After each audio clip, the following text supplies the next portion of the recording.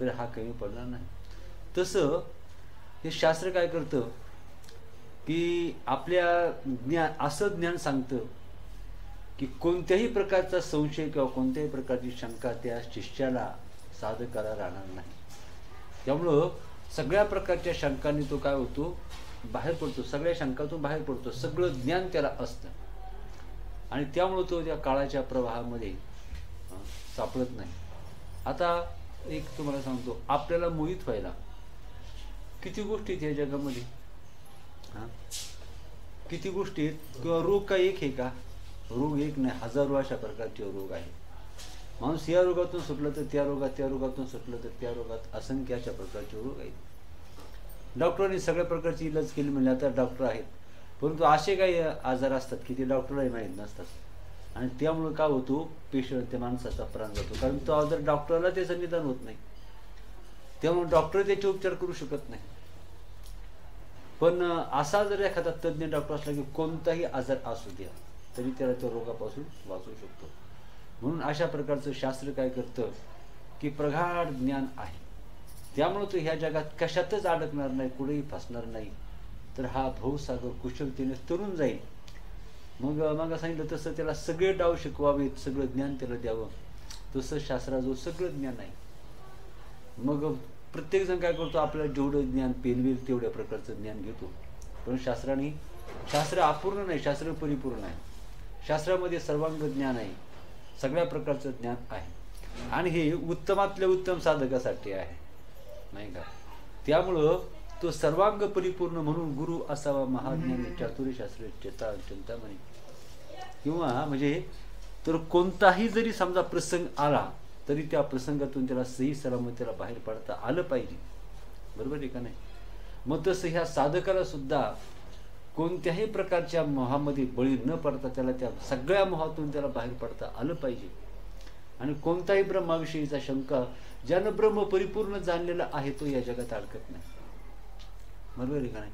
आता उदाहरण तुम्हाला सांगतो पहा की चोर काय करतो, कुशल चोर काय करतो, आधी शिताफीनं खिसा मारतो का नाही? शिताफीनं खिसा मारतो तो, अगदी काय ते सांगून चॅलेंजनं खिसा मारतात तरी तो सुद्धा आपल्याला कळत नाही, सांगून खिसा मारतात तरी आपल्या लक्षामध्ये येत नाही. त्याचं कारण ते काय असतात, कुशल चोर असतात.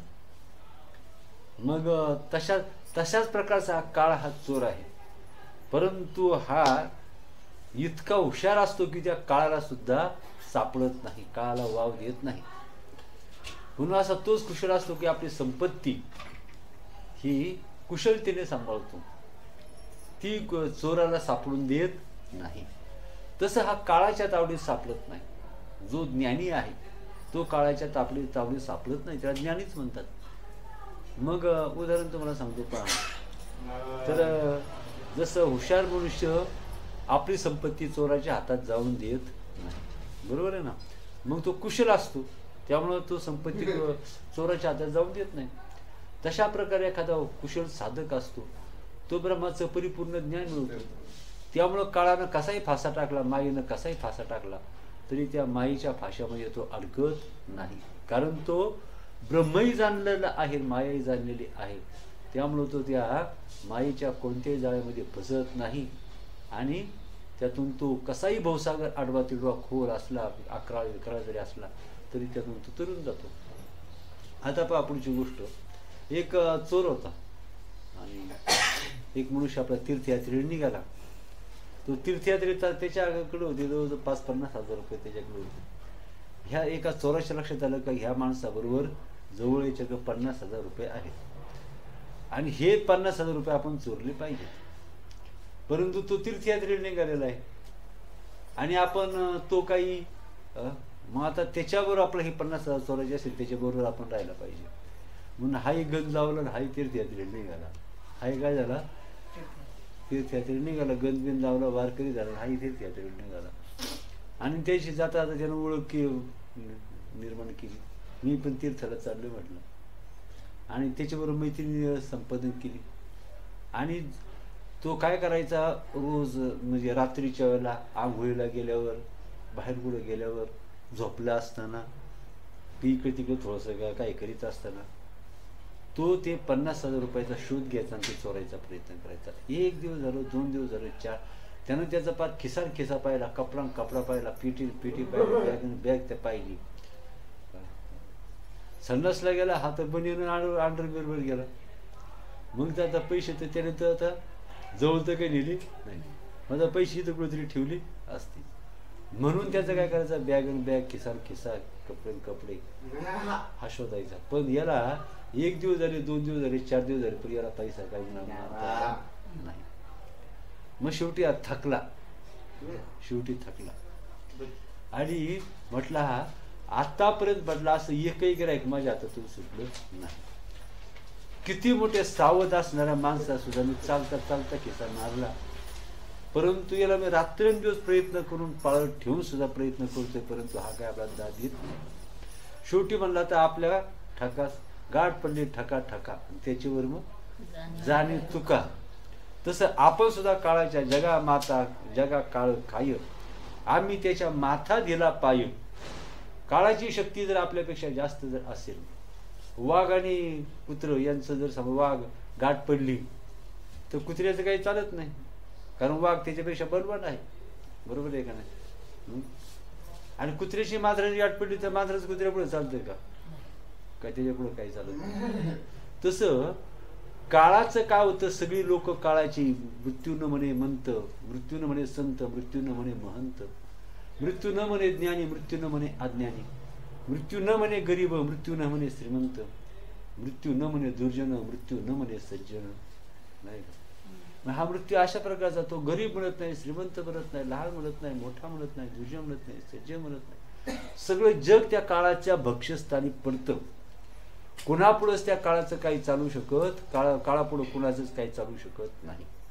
अशा प्रकारचा काळ आहे.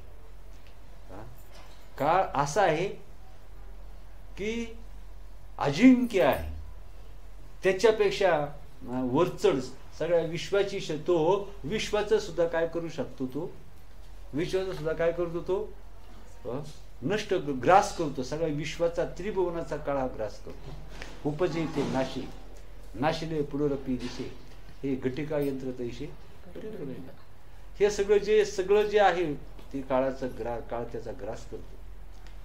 मग आता काळात ज्याचा आता ग्रास करायचा आहे, काळ सगळ्या जगाचा ग्रास करतो.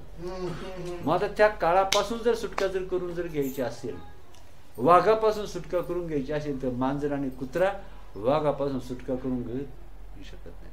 मग त्या वाघापासून सुटका जर करून जर घ्यायची असेल, तर वाघापेक्षा जास्त शक्ती असले तरच काय करता येईल, त्या वाघाला पराभूत करता येईल, त्याला मागं सारता येईल. वाघापेक्षा बरोबर आहे का नाही, जास्त शक्ती पाहिजे. तसं मग काळावर मात करायची म्हणजे काळापेक्षाही जास्त शक्ती आपल्याजवळ असली पाहिजे, तेव्हा त्या काळावर मात करता येईल. चांगदेव एवढे होते, किती शक्ती होत्या चांगदेवाच्या जवळ, 8 महासिद्धी होत्या, साधी गोष्ट नाही. आणि म्हणून तर 8 महासिद्धी, 10 गौण सिद्धी अशा सांगितलेल्या आहे. तर सगळ्या प्रकारच्या रिद्धी सिद्धी त्याच्याजवळ होत्या. कोणाजवळ? चांगदेवाजवळ सगळ्या प्रकारच्या सिद्धी त्याच्याजवळ होत्या. परंतु एवढं असून सुद्धा म्हणजे अशक्य असं काहीच नव्हतं चांगदेवाला. अशक्य असं तो जेव्हा ज्ञानेश्वर महाराजांच्या भेटीला निघाला तेव्हा काय व्हायचे, झाडं सुद्धा वाकायची, बाजूला व्हायची. झाडं सुद्धा काय व्हायची, चांगदेवाला की झाडं सुद्धा बाजूला व्हायची, इतकी त्याची शक्ती होती. प्रेत तर काय व्हायचं, त्यानं नुसतं पाहिलं की प्रेत जिवंत व्हायची. आणि तर सगळ्या पंचमभूतांच्यावर त्याची सत्ता होती चांगदेवाची. तो यम प्राण न्यायला आला की तो काय करायचा, जीव आपला ब्रह्मांडात नेऊन ठेवायचा. यमाचं सुद्धा काही चालत नव्हतं. म्हणजे इतक्या सगळ्या शक्ती त्याच्या ठिकाणी होत्या. परंतु शेवटी तो काळाला हुलकावण्या देत होता, परंतु काळावर त्याने विजय मिळवला नव्हता. काळावर त्याची अजून सत्ता निर्माण झाली नव्हती. काळापेक्षा अधिक शक्ती त्याची नव्हती. त्याच्यावर काळाची सत्ता होती बरं का, परंतु काळावर याची सत्ता नव्हती. आता हा काळावर सत्ता कोणाची असते? काळावर सत्ता कोणाची असते? काळ म्हणजे कोण? काळ म्हणजे यम. मग त्या काळावर सत्ता कोणाची असते? देवाची सत्ता असते. काळावर सत्ता कोणाची असते? देवाची सत्ता त्या कोणावर असते? काळावर सत्ता असते. तो सगळ्या जगाचा ग्रास करतो, परंतु भगवंताचा मात्र तिथं त्याच्या आज्ञेचं पालन करावं लागतं त्याला. तो भगवंताचा आज्ञाधारक आहे, भगवंताच्या आज्ञेचं त्याला पालन करावं लागतं. आणि मग म्हणून भगवंताचा नाश, देवाचा नाश होऊ शकतो का? नाही का? देवाचा नाश नाही, आत्म्याचा नाश होऊ शकत नाही. आत्म्याचा नाश होतो का? आत्म्याचा कधीच सगळ्या देहाचा नाश होतो, आत्म्याचा नाश होऊ शकत नाही. आणि म्हणून तर तो काळ आत्म्याला काही करू शकत नाही, कारण तो आत्म्याचा काय होतो असतो, सेवक असतो. त्याला परमात्मा म्हणतात. आत्मा काय परमात्मा काय एकच आहे. त्या परमात्म्याच्या आज्ञेचं हा पालन करतो, आणि त्यामुळं काय होतं, त्या काळाचं परमात्म्यापुढं काही चालू शकत नाही. मग आता काय सांगितलं पहा, की असा जो सगळ्यावर त्याची सगळ्या सत्ता असते. मग तो दृष्ट सांगायचं राहिलं ना, तर तसं काय म्हटलेलं आहे, त्याच्यापेक्षा आपली शक्ती जास्त असली पाहिजे, नाही का? आपल्याजवळ शक्ती जास्त असली पाहिजे. चोराला जर फसवायचं असेल तर चोरापेक्षा आपली बुद्धिमत्ता जास्त असायला पाहिजे, तर त्या चोराला फसवता येईल. मग शेवटी तो चोर हा थकला, चोर म्हटलं आता एवढे दिवस झाले परंतु आपल्या पैसे काय हस्तगत करता आले नाही. आता म्हटलं त्याला बस, म्हटलं आता शरण जाण्याशिवाय त्याला उपाय नाही. जेव्हा माणूस थकतो तेव्हा तो शरण जातो. सगळे इलाज संपतात तेव्हा माणूस शरणागती पत्करतो. आणि देवाला तर माणसाने काय करावं, देवाला डोळे झाकून शरण जावं. शत्रूला शरण कधी जावं? शत्रूला शरण जावं जेव्हा आपली शक्ती संपते, तेव्हा शत्रूला शरण जावं. शत्रूला कधी शरण कधी जायचं? जेव्हा आपली शक्ती संपते तेव्हा शत्रूला शरण जायचं. आता देवाला शरण कधी जावं? तर जेव्हा देवाला कधी शरण जावं, तर शक्ती किती जरी आपल्याजवळ असली तरी सुद्धा देवाला, आपल्याजवळ संपत्ती असेल, सत्ता असेल, ऐश्वर असेल, तरी सुद्धा ते ऐश्वर टाकून देवाला शरण जावं, नाही का? माझ्याजवळ अमुक आहे, माझ्याजवळ तमुक आहे म्हणून असं नाही. म्हणून शरणागता शरण मीच ऐकू, आपण देवाला शरण जावं.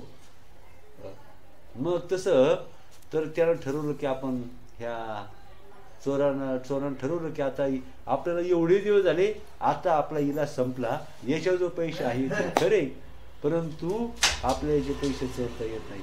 मग त्यांना विचारलं, बाबा मी तुला आता खरं सांगतो, तर मी तीर्थयात्रेला निघालोय, परंतु मी काय तीर्थयात्रा करता निघालेलो नाही, मी काही यात्रे करू नाही, मी आहे अट्टल चोर. आतापासून एकही गिराईक माझ्या हातून सुटलं नाही.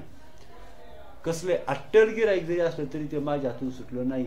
मी चालता चालता डोळ्याचे पापणे लवते तोच असे किशे मारलेले आहे. इतकं मी अट्टल. पण मी 8 दिवस प्रयत्न करतोय, तुझ्याकडे एवढे पैसे आहेत मला कळलंय, परंतु मला तुझे पैसे काय चोरता आले नाहीत. आता मी तुला शरण आलो, खरं सांगतो, आता मी तुला सोडून जाणार आहे, कारण माझा यात्रा करणं हा माझा धंदा नाही, तर चोऱ्या करणं हा माझा धंदा आहे. फक्त आता मी जातो, यात्रेचं माझा काही संबंध नाही. फक्त मला एवढं सांग, तू हे पैसे कुठं ठेवत होता? फक्त मला एवढं सांग, हा पैसा माझ्या कसा हातात आला नाही? म्हटलं की तू झोपला की तुझ्याच गादी खाली ठेवत होतो, नाही का? कुठे ठेवत होतो? तुझ्याच गादी खाली ठेवत होतो माझ्या. आणि म्हटलं आता मग बरोबर म्हटलं, हा याची गादीन गादी, उशी कपडा, किसान खिसा, बॅग बॅग, हाऊस खेळ असतात, याची गादी कशाला पाहत दुसऱ्याला, नाही का? त्यामुळे याला ते काही सापडले नाही. मला काय सांगायचं की जग काय करतं, काळाच्या सपाट्यात सापडलेलं आहे, परंतु ह्या जगा काळ खायो आम्ही त्याच्या माथा दिला पाय. आता अजून एक सांगतो, चोर येतात चोरी करायला. चोर कोणत्या ठिकाणी चोरी करतात? जिथं काही माल आहे, पैसा आहे, संपत्ती आहे, तिथं त्यांना मिळण्यासारखं आहे, तिथंच ते चोरी करतात. तिथं काळाची सत्ता चालते, नाही का? जिथं संपत्ती आहे. मग आता त्या चोराची सांगतो, चोर कुठं चोरी करतो? जिथं संपत्ती आहे, पैसा आहे, तिथं तो चोरी करतो. मोठा दरोडेखोर झोपडपट्टीत चोरी करेल का? दरोडा टाकेल का? तर तो बँकेवर दरोडा, मोठा दरोडेखोर बँकेवर दरोडा टाकतो, झोपडपट्टी त्याला काय मिळणार आहे, नाही का? मग तशा प्रकारे मग काळ हा कुणावर झडप घालतो. काळ सुद्धा चोर आहे, तो सुद्धा चोरी करतो. मग कुठं तर जिथं चोरी करण्यासारखं धन आहे तिथंच काळ त्याचा ग्रास करतो. कसं आपला जो काळा धाड टाकतो म्हणजे कसं तो प्राण घेऊन जातो, हीच चोरी आहे. बरोबर आहे का नाही? प्राण घेऊन जातो. आता काय होतं तुम्हाला सांगतो, संत काळ जो असतो, यम जे असतात ते यम संतांचे प्राण घेत नाहीत. ज्ञानी भक्त असतो त्याचे प्राण यम तिथपर्यंत येत नाही. त्याचे काय होतात, त्याचे प्राण जे असतात ना ते आतल्या आतच ते काय होतात, लय पावतात. त्याचे प्राण देशांतर बाहेर पडत नाहीत. तुमचे आमचे प्राण काय होतात, देशांतराला जातात, इतर योनीच्या ठिकाणी जातात. त्याचे प्राण काय होतो, तिथल्या तिथं ज्ञानी जो असतो त्याच्या प्राणाचा तिथल्या तिथं लय होतो. आणि म्हणून यम येतो तो प्राण न्यायला येतो. बरं का? आता काळाचं गिऱ्हाईक कोणतं आहे सांगतो. काळाचं गिऱ्हाईक कोणतं आहे तर जिथं काही शिल्लक आहे, म्हणजे बँक 17 सूक्ष्मदेह हीच बँक आहे. सूक्ष्मदेह ही बँक आहे आणि त्याच्यामध्ये मी माझं नाही का काम, क्रोध, लोभ, इच्छा, वासना, अपेक्षा हीच संपत्ती त्या याच्यामध्ये आहे. कुठं? सूक्ष्मदेहामध्ये. सूक्ष्मदेह म्हणजे माहिती आहे ना तुम्हाला, सूक्ष्मदेह म्हणजे लिंगदेह. त्या लिंगदेहामध्ये काय असतात, वासना असतात. तिथंच मी वास्तव्य करतो. मी कुठं वास्तव्य करतो, सूक्ष्मदेहामध्ये. तिथं काय काय असतं, तिथं मी सद्गुणही तिथं असतात आणि दुर्गुणही तिथं असतात. सगळी ज्याला इच्छा, वासना, काम, लोभ, मोह, ममता, माया, अपेक्षा ह्या सगळ्या सूक्ष्मदेहात असतात. आणि आता ज्ञानाचा सूक्ष्मदेह काय होतो, नष्ट होतो. ज्ञानाचा सूक्ष्मदेहच नष्ट, त्याचा 17 तत्वांचा सूक्ष्मदेह त्याची वाट लागते. आणि त्यामुळं ज्ञानी जो असतो त्याचा सूक्ष्मदेह नसतो. त्याची बँक रीती असते. त्यांनी काय केले असते, तुका म्हणे देह भरिला विठ्ठले, काम क्रोध केले घर रीते. ही ज्ञानाची बँक असते. त्याच्यामध्ये ही दुर्गुण किंवा मी माझी संपत्ती सगळी त्यानं नष्ट केलेली असते. ती मोकळं सुडसुडीत खडखडीत मोकळा असतो. तिथं काही नसतं. जसं एखादा गरीब असावा त्याच्याजवळ दिडकी सुद्धा नसावी आणि तिथं चोर कशाला फिरकेल. जसं ज्याच्या ठिकाणी मी नाही, माझं नाही, इच्छा नाहीत, वासना नाही, तिथं काळ हल्ला करत नाही. आनंदामध्ये म्हणून याच्याजवळ काहीच नसतं म्हणून तिथं काळ येत नाही. तर तिथं काय येतात, आता सांगतो पुढचं बघ. विष्णुदूत येत असतात. त्याला न्यायला कोण येतात, विष्णूचे दूत विमान घेऊन येतात आणि त्याला वैकुंठाला घेऊन जातात. तो वैकुंठाला जातो, विमानामध्ये बसून जातो, सन्मानपूर्वक जातो, नाही का? कोण? ज्ञानी हा वैकुंठाला सन्मानपूर्वक जातो. तुम्हाला सहज बोलता बोलता तो एक दृष्टांत सांगतो का. दोघी जरी मैत्रिणी होत्या, ते एका महाराजांकडे आल्या. त्यांनी असं महाराजांची कीर्तन प्रवचन अशी ऐकली आणि तर त्यांना कळून चुकलं की हा देह नाशिवंत आहे, जग नाशिवंत आहे, सगळे जग दुःखानं भरलेलं आहे. आणि आत्मज्ञान प्राप्त जर करून जर घेतलं तर आपण काय होतं, 84 लाख सुटका होते, आपण सुखरूप पोहोचतो. म्हणून त्यांनी हे ऐकलं आणि ते म्हटलं, महाराज आम्हाला सुद्धा हे ज्ञान द्या. त्या दोघी जरी मैत्रिणी म्हटल्या महाराजांना. महाराजांनी त्यांना देवाचं नाम दिलं, नाही का? देवाचं नाम दिलं. एकीला सांगितलं, काय सांगितलं? तिला सांगितलं म्हणजे तू रा म्हणायचं, नाही का? आणि दुसरीला उपदेश केला, तिला सांगितलं तू डा म्हणायचं, ड म्हणायचं, ड म्हणायचं. मग आता जा म्हणतात, चिंतन करा. आता दोघांनी सपाडा लावला, नामा झाला. ती म्हणजे रा रा रा रा रा, ती म्हणायची ड ड ड ड. रात्रंदिवस सपाटा चालला दोघींचा नामस्मरणाचा. आणि ते नामस्मरणाचा प्रभावानं काय होतं तो म्हणतो. मग जनाबाईनं देव पकडला. कसा पकडला? धरिला पंढरीचा चोर, गळा बांधून या दोर. हृदय बंदी खाना केला आत विठ्ठल कोंडीला. जनाबाईनं तो देव चोरला, पकडला. चोर काय म्हटलं त्याला? चोर कधी सापडतो का? चोर कधी सापडत नाही, नाही का? तर जनाबाईनं तो चोर, पंढरीचा चोर तिनं धरला, गळा बांधून या दोर धरला पंढरीचा चोर. पुढं काय? हृदय बंदी खाना केला आत विठ्ठल कोंडीला. शब्दे केली जडाजुडी विठ्ठल पायी घातली भिडी. शब्दे केली जडाजुडी म्हणजे काय केलं? जोडाजोडी करायची असते ना, जी ताटातूट झालेली आहे जीवन शिवाची, ती काय केली? शब्दाच्या साह्यानं, नामाच्या साह्यानं, चिंतनाच्या साह्यानं, विचाराच्या साह्यानं ही तुटलेलं तिनं जोडलं. शब्दे केली जडाजुडी. जी ताटातूट झाली होती त्याची जडाजुडी चिंतनाच्या साह्यानं, नामाच्या साह्यानं, विचाराच्या साह्यानं, शास्त्राच्या साह्यानं शब्दे केली जडाजुडी. आणि अशी जडाजुडी झाल्यानंतर मग विठ्ठल पायी घातली भिडी. सोम शब्दाचा मारा केला विठ्ठल काकुळती आला. पाहिलं का? आपण सगळं करतो तुम्हाला मी सांगतो, पण अनुसंधान आपलं नसतं. काय म्हणावं या गोष्टीला? कसं काय सांगावं, काय सांगावं? अनुसंधान नसतं. अनुसंधान का नसतं? आपलं चित्त विषयाकडं भरकडतं, म्हणून अनुसंधान या चित्ताला गोल लागत नाही. एक दिवस म्हणतो 24 तास तुम्ही एक दिवस जरी पाळला तरी एकच दिवस 24 तास अनुसंधान करा बरं. थांबायचंच नाही, एक क्षण सुद्धा थांबायचं नाही. एकच दिवस हे करा. एक दिवस कशाला? एक तासच करायचं. एक श्वासही फुकट जाऊन द्यायचा नाही. एक तास तरी जमतंय का? हा बरं, जाऊ द्या. अनुसंधान आपल्या कोण? आपण म्हणतो आपलं का 21,600 वेळा नामस्मरण व्हायला पाहिजे. अहो 21,600 नाही, वरची 21,000 सोडून द्या, 600 वेळा तरी होतं का? म्हणून अखंड आपल्याला काय करायचं आहे? अखंड भजन करायचं आहे. अनुसंधान शेवटी करायचं आहे. ज्याचं अनुसंधान आहे, अनुसंधान नाही का, मग तिथं अज्ञानाचा विषयांचा शिरकाव तिथं होत नाही, अंधकाराचा शिरकाव तिथं होत नाही. तिथं ज्ञान, तिथं भगवंत प्रगट होतो. तिथं त्या नामाच्या साह्यानं नाही का. विषयाकडे जायला चित्ताला सवडच मिळत नाही. मग ते चित्त का होतं? अशा प्रकारचं अनुसंधान. म्हणून सदा काय सांगितलं ते? सदा स्वरूप अनुसंधान हे साधूचे मुख्य लक्षण. साधूचं लक्षण काय असतं? त्याचं नाम खंडित कधीच होत नाही.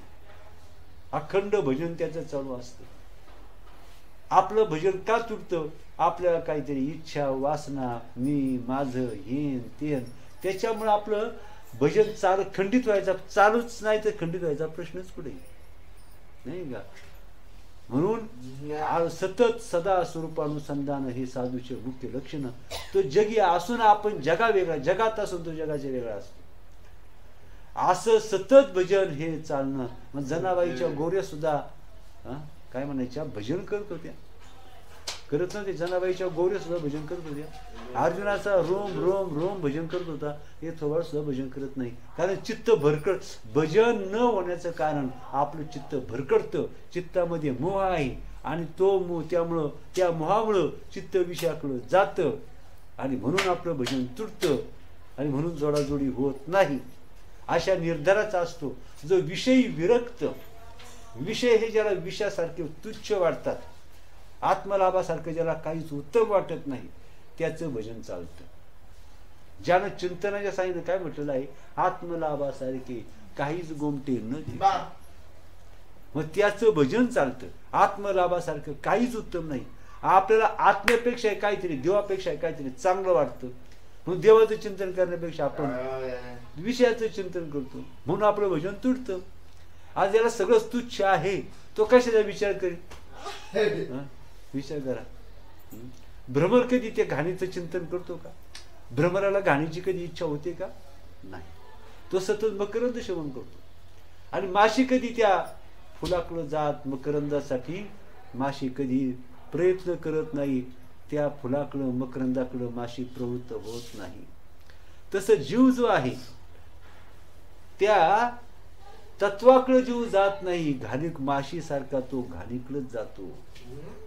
अजून बुद्धीचा निश्चय नाही, सत्यासत्य कळलेलं नाही. नाही का. सुख आणि अजून खरंच सुख शास्त्र जरी सांगत असलं तरी अजून आपल्या बुद्धीनं पकड घेतलेली नाही.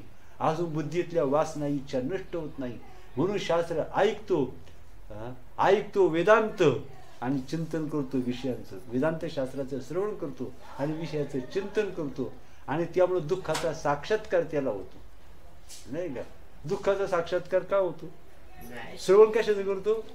वेदांत शास्त्राचं. चिंतन कशाचं करतो? विषयाचं. मग हाता पदरामध्ये काय पडतं? दुःखच पदरामध्ये पडतं. मग याच्याकरता त्याने काय करायला पाहिजे? ज्याचं श्रवण करायचं त्याचं चिंतन करायला पाहिजे. मग मी तुम्हाला एकदा सांगितलं होतं, आपली जी 10-20 वर्ष बाकी राहिली आहेत ना ॲव्हरेज, याच्यात आपण काय करू त्याच्यावर आपले पुढचं भवितव्य अवलंबून आहे. तुम्ही या 20 वर्षात काय करणार? 20 वर्षात आपलं चित्त जर विषयाकडे गेलं, मी आणि माझं देहबुद्धीचा अंगीकार जर त्याने केला तर हा जीव काय होतो? विनाशाला प्राप्त होतो, दुःखाला प्राप्त होतो, सर्व नाशाला, आत्मला, सुखाला मुक्तो. तर त्या दोघींचा सपाटा चालला भजनाचा आणि सपाटा चालला आणि तेवढ्यामध्ये यांना अरे बापरे भगवंत चाट पडले. म्हटले धन्य त्यांची. विमान पाठवून त्या दोघींनाही घेऊन या. विष्णू लोकी विमान पाठवलं. त्या दोघी विमानामध्ये बसले आणि म्हटले आपल्या बाबाचं किती मोठी कृपा आपल्यावर, नाही का. आपल्याला वैकुंठाला न्यावून, वैकुंठाहून आपलं विमान आलं. आपल्या बाबांची आपल्यावर किती कृपा आहे, किती कृपा, किती आपण भाग्यवंत. म्हणजे तुला काय सांगितलं होतं? म्हणजे रान. तुला काय सांगितलं होतं? म्हणजे ड. हा अगं त्यांनी तर आपल्याला रांड म्हटलं. त्याने आपल्याला काय म्हटलं? रांड म्हटलं. विमान जवळजवळ निम्मा प्रवास काटला होता विमानाने. निम्मा प्रवास काटला होता. तसंच विमान दानकन आदळलं खाली. काय झालं? ज्या क्षणाला संशय निर्माण झाला त्या क्षणाला विमान खाली कोसळलं, नाही का. म्हणून संशयावनी घोर अनेक नाही पाप ही विनाशाचे वाघुर प्राणी. तसं आता इथं काय सांगितलं? काळ. तर काळ कुणावर झडप घालतो? जसं चोर जिथं संपत्ती आहे तिथंच झडप घालतो, तसं जिथं काळाला काय पाहिजे असतं, काळाला इच्छा, वासना, आकांक्षा म्हणजे सूक्ष्म देह, लिंग देह हे काळाचं खाद्य आहे. ज्ञानाचा सूक्ष्म देह नष्ट झालेला असतो, त्यामुळं काळ तिथे फिरकत नाही. तुमच्या आमच्या ठिकाणी सूक्ष्म देह आहे, वासना आहे, म्हणून काळाचं तो गिराईक आहे. तो काळाचं गिराईक आहे. मग काळाच्या आतून सुटण्यासाठी काय करावं लागतं? तर अहम रहित व्हावं लागतं, वासना रहित व्हावं लागतं. मग तिथं काळाला खाद्य काही नाही. यम म्हणे काय यमावे, दम म्हणे काय दमावे, तीर्थ म्हणे काय खावे, दोष हो कदाशी नाही. आता त्यांना सुद्धा काही यमाला अवकळा आली. यम धर्म सुद्धा धंदा म्हणजे पार